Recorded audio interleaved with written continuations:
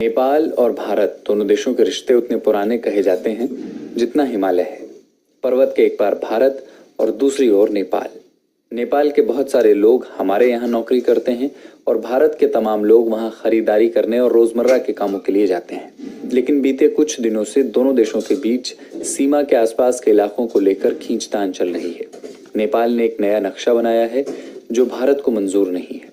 हमारी सहयोगी माधुरी ने वरिष्ठ पत्रकार आनंद स्वरूप वर्मा से बात की और उनसे पूछा कि इस मसले को बातचीत की मेज पर लाने में दिक्कत क्या हो रही है। ये विवाद कोई नया विवाद नहीं है, ये बहुत पहले से काला पानी वाला मसला जो है और लिपू लेक का भी, ये दोनों मसले बराबर चर्चा में रहे हैं। इसमें दोनों सरकारों की ढिलाई है कि इन्होंने बातचीत करके इसको सुलझाया।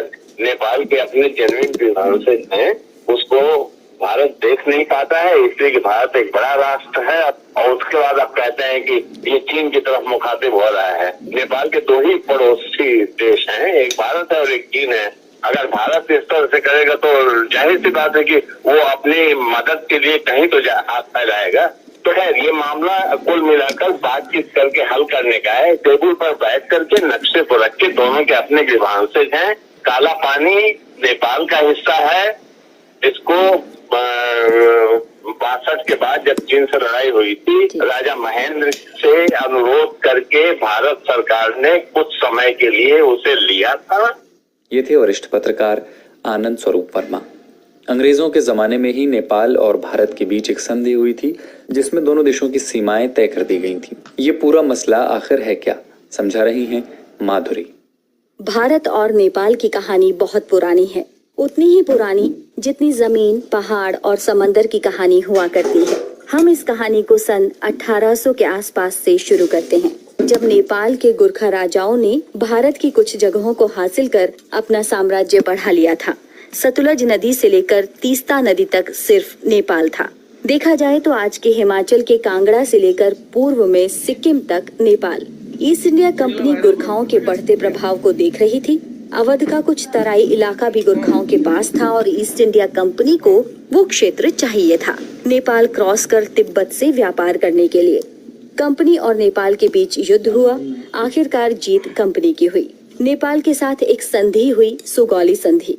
इस संधि के अनुसार भारत के बहुत सारे हिस्से फिर से भारत के हो गए, जैसे सिक्किम, हिमाचल, कुमाऊं, गढ़वाल और वो तराई क्षेत्र भी जो अंग्रेजों को चाहिए था।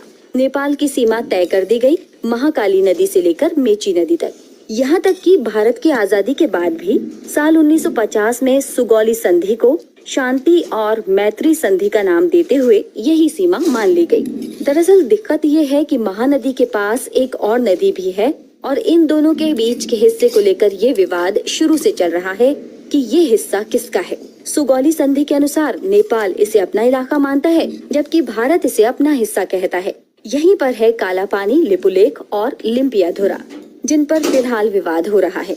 भारत चीन युद्ध के वक्त 1962 में भारत ने अपनी सेनाएं काला पानी में तैनात कर दी थी, लेकिन तब भी नेपाल ने कुछ नहीं कहा और दोनों देशों के बीच सब कुछ ठीक चलता रहा।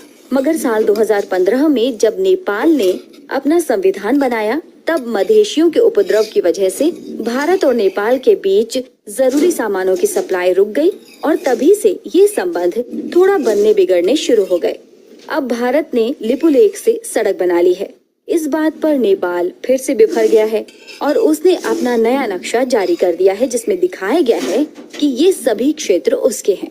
संभव है कि नेपाल ने अपने दूसरे हाथ वाले पड़ोसी चीन के भरोसे ये कदम उठाया हो, लेकिन तब भी सवाल तो यही है कि क्या भारत के साथ अपनी संस्कृति साझा करने वाले नेपाल को चीन के रूप में ज्यादा बेहतर पड़ोसी मिल पाएगा।